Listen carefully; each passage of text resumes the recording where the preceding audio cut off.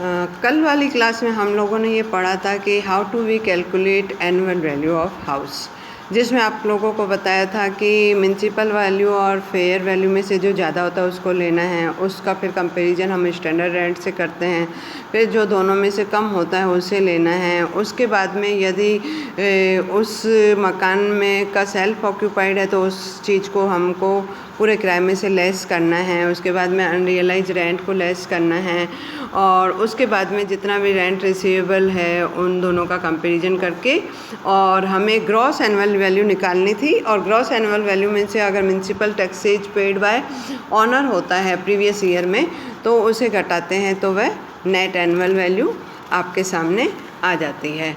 आज हम लोग नया टॉपिक लेके आए हैं और नया टॉपिक का जो हेडिंग है वह है deduction out of annual value. जो हमारे पास नेट एनुअल वैल्यू आ गई है उसके बाद में हमें कुछ डिडक्शन मिलते हैं। कुछ तो क्या, दो तरह के डिडक्शन हैं। सबसे पहला जो डिडक्शन है वह स्टैट्यूटरी डिडक्शन है, जो नेट वैल्यू के 30% के बराबर हमें कटौती मिलती है या नेट वैल्यू का 30% के बराबर डिडक्शन मिलता है। लेकिन ये ज़रूरी है कि दो तीन बातें ध्यान में रखनी पड़ेगी कि अगर आपके दो तीन पॉइंट हैं जिनमें आपको स्टैट्यूटरी डिडक्शन नहीं मिलेगा। जैसे पहला पॉइंट मैंने लिखा है कि if net annual value is negative, अगर ऑलरेडी हमारी नेट वैल्यू नेगेटिव है। जैसे हम नेगेटिव कैसे मान सकते हैं, जैसे सेल्फ ऑक्यूपाइड मकान है तो सेल्फ ऑक्यूपाइड मकान का एनुअल वैल्यू ही नील मानी जाती है, दो मकान है तब तक। तो ऐसी स्थिति में ऑलरेडी नेगेटिव है तो उसमें आपको स्टैट्यूटरी डिडक्शन नहीं देना है। सेकंड पॉइंट भी वैसा ही आ गया, in case of self occupied house, अपने स्वयं के उपयोग में रहने वाले मकान के संबंध में भी स्टैट्यूटरी डिडक्शन नहीं दिया जाता है। तीसरा दिया हुआ है when bad debts are recovered, अगर किसी प्रकार के डूबत किराए की वसूली के संबंध में यह कटौती नहीं मिलती है। तो कहने का अर्थ है कि ये तीन बिंदु हैं तो ऐसी स्थिति में हमें स्टैट्यूटरी डिडक्शन नहीं मिलेगा। अब आप लोग नेक्स्ट जो डिडक्शन है वह बहुत इम्पोर्टेंट है और आप ध्यान से सुनिएगा। डिडक्शन में सेकंड पॉइंट मैंने लिखा है डिडक्शन फॉर इंटरेस्ट। हम लोग जब भी मकान बनाते हैं या ख़रीदते हैं या उसका पुनर्निर्माण करते हैं, रिपेयर करवाते हैं या रिकन्स्ट्रक्शन करवाते हैं तो ऐसी स्थिति में हमारे द्वारा बैंकों से किसी प्रकार के लोन लिए जाते हैं।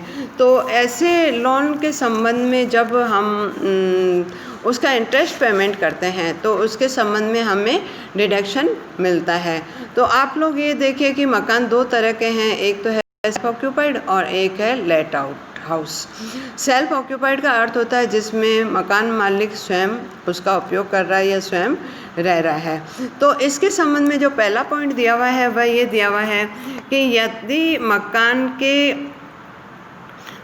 के संबंध में भी स्पेशली ध्यान रखिएगा कि यदि किसी स्वयं के उपयोग में रहने वाले मकान का रिपेयर करवाने के लिए या रिकन्स्ट्रक्शन कराने के लिए या उसका एक्सटेंशन कराने के लिए किसी करदाता ने 31 मार्च 1999 से पहले किसी प्रकार का लोन लिया है तो ऐसी स्थिति में वह 30,000 रुपये तक उसका जो ब्याज बनता है वह कटौती योग्य माना जाएगा। ये ए पॉइंट दिया हुआ है जिसमें मैंने आप लोगों को क्लियर बताया है कि यदि मकान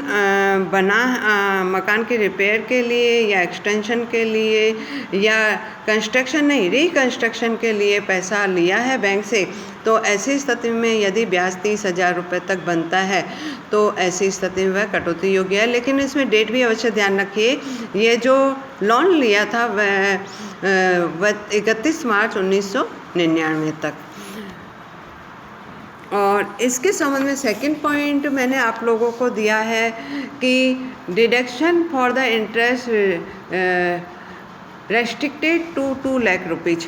ये आपको दे रहा है कि यदि है ना हमने किसी भी प्रकार के मकान बनाने के लिए, अब मकान बनाने के लिए है या मकान खरीदने के लिए, तो ऐसी स्थिति में हमने 31 मार्च 1999 के पश्चात लोन लिया है तो ऐसी स्थिति में हमें 2 लाख रुपए की कटौती मिलती है। तो ये आपके इसमें सेकंड पॉइंट और थर्ड पॉइंट, बी पॉइंट का सेकंड पॉइंट और फर्स्ट पॉइंट, सेकंड पॉइंट और थर्ड पॉइंट पढ़ के देखेंगे तो आपको और अच्छे समझ आएगा। लोन इज ऑब्टेन आफ्टर 31 मार्च 1999। हमारा लोन जो लिया जाना चाहिए था वह 31 मार्च 1999 के बाद में, और जो लोन लिया गया है उसका उपयोग केवल मकान खरीदने या बनाने के संबंध में है। तीसरा दिया हुआ है कि जो कंस्ट्रक्शन है वह मकान लोन लेने के 5 वर्ष के अंदर अंदर वह मकान बन जाना चाहिए। तो इस प्रकार से आपको ये ध्यान रखना है कि 2 लाख रुपए की स्वीकृति या कटौती तभी मिलेगी। सी पॉइंट आपको दे रहा है, if the part of loan is obtain up to March 99 and another loan is the obtained after this date मार्च 1999। ये बात अच्छे से समझ लीजिए कि अगर हमने किसी मकान के संबंध में दोनों प्रकार के लोन लिए हैं, दोनों प्रकार के लोन माना 31 मार्च 1999 से पहले भी और 31 मार्च 1999 के बाद में भी, तो ऐसी स्थिति में हमको 30,000 और 2 लाख रुपए अलग अलग डिडक्शन नहीं मिलेगा। हमें केवल डिडक्शन 2 लाख रुपए तक का ही मिलेगा, उससे ज़्यादा का नहीं मिलेगा। नेक्स्ट डी पॉइंट दिया हुआ है, deduction of interest when self occupied house is more 1 and not more than 2 limit of deduction 30,000 और 2 लाख।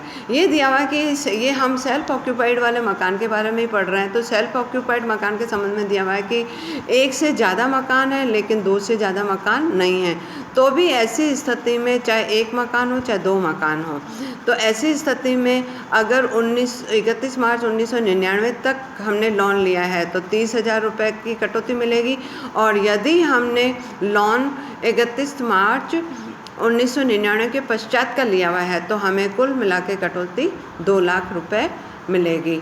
अब आप लोग आ जाइए कि ये जितना भी मैंने अभी समझाया वह था सेल्फ ऑक्यूपाइड मकान के संबंध में।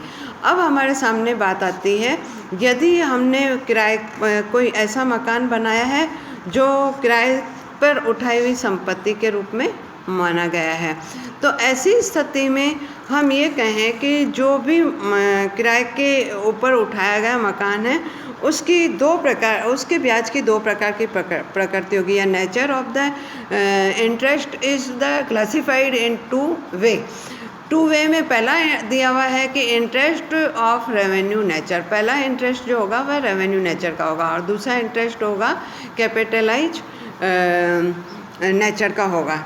तो मैं आप लोगों को कैपिटलाइज नेचर के बारे में बताती हूँ कि जब कभी हम मकान बनाना शुरू करते हैं तो मकान आवश्यक नहीं कि 1 वर्ष में बन जाए या 2 वर्ष में बन जाए या 4 वर्ष में बने, तो मकान कई वर्षों तक बनता रहता है।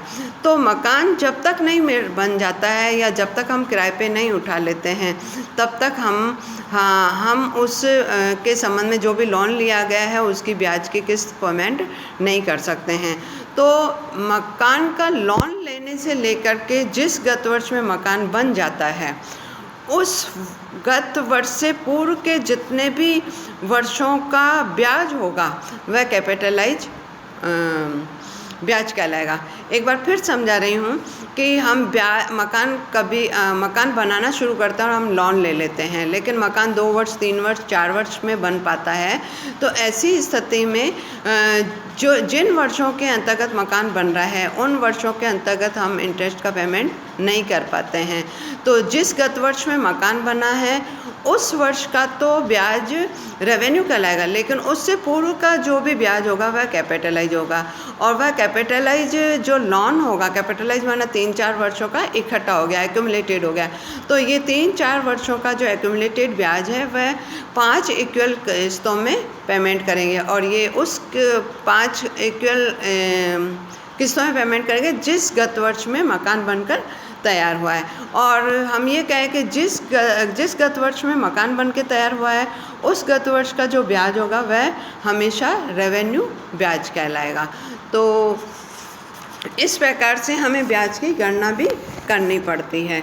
इसमें एक बात और ध्यान रखिएगा, और ये कुछ पॉइंट है जो मैंने अभी आपको इस नोट्स में नहीं डाले हैं, नहीं मैंने वीडियो में अपलोड किए हैं, लेकिन जो ब्याज की गणना की जाती है वह ध्यान रखिएगा कि ब्याज की गणना में जिस दिन हम लोन लेते हैं उस दिन से ब्याज की गणना जोड़ी जाएगी, और जिस दिन लोन पेमेंट कर देते हैं उस दिन का पुनर्भुगतान वाले दिन को हम छोड़ देंगे।